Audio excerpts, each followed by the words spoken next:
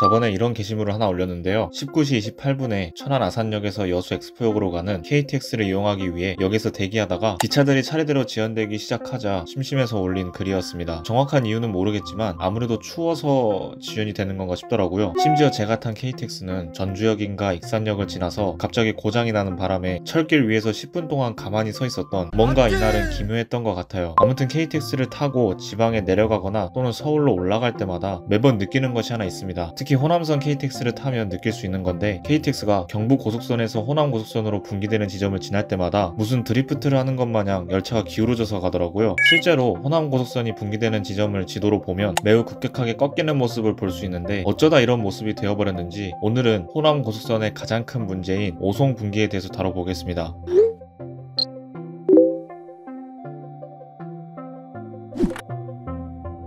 결론부터 말씀드리면 오송역이 호남고속선의 분기역이 되면서 이런 문제점들이 생기게 되었습니다. 과거 오송역은 경부고속선이 계획되기 시작한 1990년대 초반보다 훨씬 전부터 이미 여객 취급이 중단된, 그러니까 사람이 타고 내릴 수 없는 조그마한 간이역이었어요. 또한 경부고속선은 지금의 오송역을 지나는 것이 아니라 현재 세종특별자치시의 한 가운데를 지나가도록 건설될 예정이었습니다. 하지만 이러한 계획에 불만을 가진 사람들이 있었는데 바로 청주 시민들이었어요. 그 당시 충청북도는 충청남도에 비해서 교통 인프라가 정말 부족한 상황이었고, 특히 신공항 사업으로 청주가 결정되었다가 현재 인천 영종도로 변경되었던 적이 있어서 경부고속선이 충북에는 조금 더 걸치지 않는 이러한 계획 역시 청주 시민들은 반길 수 없었습니다. 그런데 문제는 유치위원회 측이 경부고속선의 노선을 바꾸지 않으면 트럭에 폭탄을 실어 선로를 폭파시키겠다는 협박성 시위를 한 것이었는데요. 이건 뭐 테러 협박이죠. 엄연히 범죄이고, 만약 정말 요구를 들어주지 않아서 이 테러를 실행했다면 끔찍했을 겁니다. 유치위원회는 절박한 심정이었기 때문이라고는 하지만 도저히 납득할 수 없는 시위 방식이에요.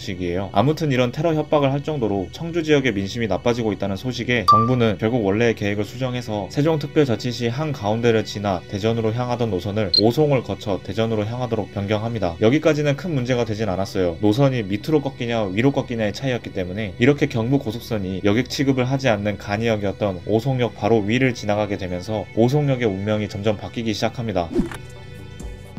호남고속선은 처음부터 오송역에서 분기될 계획은 아니었어요. 원래는 천안 아산역에서 분기되는 방안 또는 대전역에서 분기되는 방안이 가장 유력했습니다. 천안 아산역 분기는 수도권과 호남 지방을 최단거리로 연결하면서 공주역을 설치하여 이 지역의 수요를 잡을 수 있다는 장점이 있었고, 대전역 분기는 천안 아산역에 비해 동쪽으로 좀 치우쳐져 있지만 대전광역시의 거대한 수요를 잡을 수 있고, 또 호남선이 대전에서 끝난다는 특징으로 기존 선을 활용하여 사업비를 절감할 수 있다는 장점이 있었어요. 그런데 여기에 뜬금없이 오송역이 끼어듭니다. 오송역에서 호남고속선이 분기되는 방안은 천안아산역 분기와 비교했을 때 노선이 동쪽으로 조금 더 가다가 반대 방향으로 획 틀어야 되기 때문에 선형 자체도 좋지 않고 공사비가 늘어나며 소요시간도 늘어나고 요금도 오르는 단점이 있었고요. 대전역 분기와 비교하면 대전광역시의 거대한 수요를 잡지 못하는 데다가 기존 선을 활용할 수도 없는, 정말 장점은 하나도 없고 단점만 수두룩한 방안이었습니다. 하지만 결국 분기역으로 오송역이 결정되는데 사연이 좀 복잡해요. 오송역이 경부고속선의 정차역으로 결정되었지만 바로 역을 신설하지는 않았습니다. 정부에서 오송역을 신설하는 대신 조건을 걸었기 때문인데요. 바로 청주와 주변 지역의 인구가 100만 이상이 되어야 한다는 조건이었습니다. 하지만 이 조건도 충청북도에서 오송역 주변에 생명과학단지를 조성하고 당시 참여정부에서 충청도 지역으로 수도를 이전하려는 움직임에 의해 충족되었으며, 오송역이 설치되는 계기를 마련한 청사모의 유치위원회가 호남고속철도 사업이 본격적으로 시작됨에 따라 오송역을 호남고속선 분기역으로 선정시키기 위해 호남고속철도 분기역 오송유치위원회로 개편되면서 오송역을 호남고속선의 분기역으로 해야 한다는 주장이 나오기 시작했어요. 하지만 앞서 말했듯이 오송분기는 장점은 없고 단점만 수두룩했기 때문에 충북지역 주민들도 처음에는 오송분기를 가능성 있게 생각하지 않았습니다. 하지만 수도 이전이 무산되면서 상황이 바뀌기 시작해요. 역사적으로도 경부선 철도, 충북선 철도, 경부고속도로, 청주공항 등등 교통 인프라가 충북지역 주민들의 의견은 반영되지 않은 채로 계속 계획이 바뀌고 하다 보니 이것들에 대한 불만이 계속 쌓여온 데다가 정치권에서도 지역차별이라는 주장이 꾸준히 나왔고, 결정적으로 수도 이전이 무산되자 지역민들은 충북의 미래가 밝지 못할 것이라는 생각에 우리 지역이 발전하려면 이 분기역이라도 전라도 지방과 경상도 지방으로 가는 관문 역할을 하면서 더 나아가 강원도와 호남 지방을 이어주는 역할을 오송역이 해야 한다. 이른바 X축 논리가 등장하면서 오송분기에 적극적으로 지지하기 시작합니다. 이러한 상황 속에서 정부는 물론 정당에서도 충북 민심에 주목하는데, 이런 충북 도민들의 요구를 들어주면 지지자들을 엄청 얻을 수 있다는 기대로 여당 야당 가릴 것 없이 오송분기를 공약으로 걸면서 세 개의 방안 중 점점 오송분기 쪽으로 결정되는 분위기가 되었고 결국 오송분기로 결정이 됩니다.